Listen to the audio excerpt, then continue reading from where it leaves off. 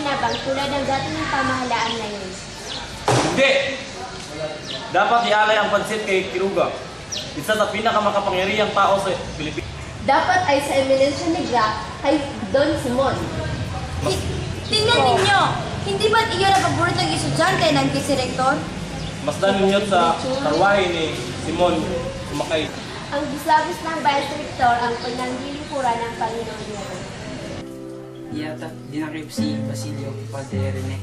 Oo, ngunit huwag sana kayong mabahala, Kapitan. Magkakasama sa inyo. Kapitan, huwag tayo na siya. Pagpalain ng awa ang kanyang kaluluwa. Ano po ang bisa ninyo, Hermana Bali? Dinakip si Basilio? Oo, huli. Nakabilang po siya ngayon kasama ng ibang mga estudyante. Hindi! Si Kapitan Tiago naman ay patay na. Sino pa ang nalalabing tutulong kay Basilio? Si Padre Camora, di ba siya ang nagpapalaya sa lolo Selo mo? Hingan mo siya uli ng tulong huli. Tiyak man na mapapalaya niya si Basilio. Diyos ko, tulungan niyo po si Basilio. Huli. Kailangan ko po ang tulong ni Padre Camora. Tungkol po to kay Basilio. Ito pa rin ang iyong nabigyan. Di, makato ka dyan. Halika, masok ka! Pasok! Huwag po! Halika, pasok ka dito! Pumasok ka! Tulungan niyo po ako! Pumasok ka! Pumasok ka!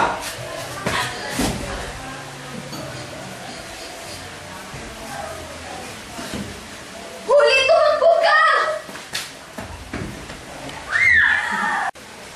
Huli! Huli! Huli! Tulungan niyo ako! Huli!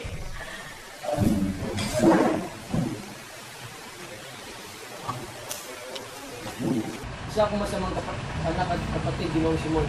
Nakalimutan kong pinyata ang aking kapatid at pinahirapan ang pina. Ngayon, pinaparusahan ako ng Diyos. Wala na ako ibang nararamdaman kundi galit at paghiganti.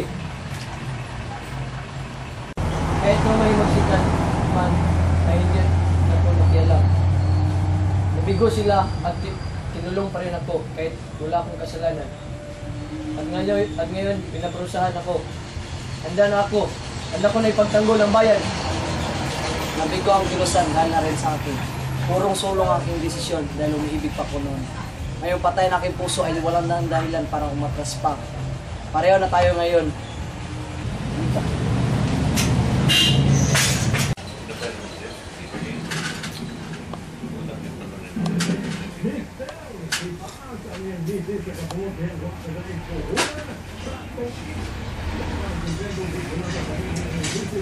Para saan naman po ang parang yan? Hintayin mo. Dinamita!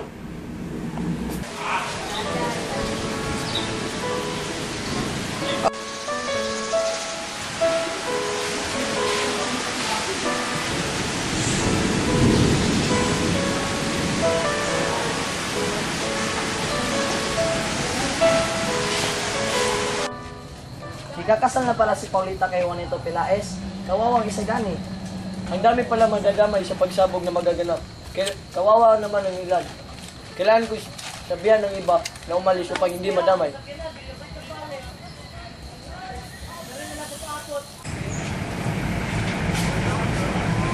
Anong ginagawa mo dito?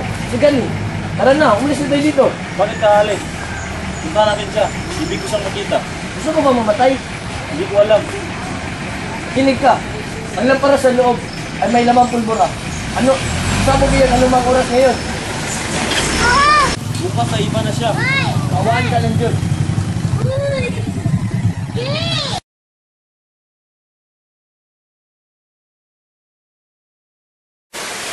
Si Ibarra! Siya nagsulat ito!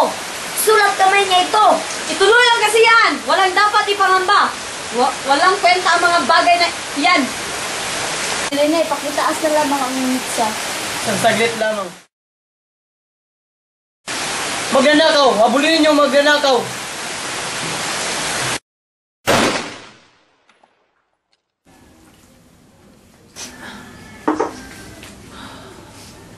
Masama ba ang inyong pakiramdam? Wala ito, Padre. Mawawala din ang lahat. Anumang oras ay tatalab na ang lason sa aking katawan. Diyos ko, Huwag kayong matakot, lumalalim na ang gabi. Mayroon akong ilalad sa inyo na isang lihim. Maaari mo bang sabihin sa akin kung ito pang may Diyos?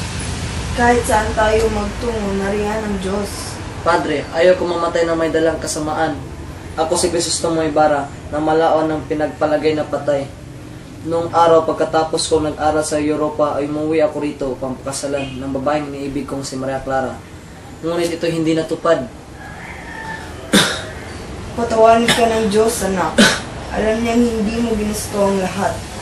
Na ikaw lamang ay nasilaw sa galit at paghihiganti. Kagustuhan niyang lahat ng nangyari. Hindi nagtagumpay ang inyong plano dahil sa Kanya, sapagkat ang inyong pamamaraan ay hindi tama. Igalang natin ang Kanyang kapasyahan. Palagay niyo po ba ay may Diyos ang nagkaloob sa akin ng lahat ng ito? Walang makakapagsabi ng inisip ng Diyos. Ngunit kailanman ay hindi siya nagangad na masama para sa atin. Kung gayon, bakit hindi niya ako tinulungan? Sapagkat mali ang iyong pamamaraan, pag-ibig lang ang nakakagawa ng dakila. Bakit ako pinaparusahan at hindi ang mga masamang namamahala na walang dulot kundi kasamaan? Kailangang alugin ang lalagyan para malimuyak ang bango. Maraming salamat, Padre. Ngayon ay payapa na ang kalooban.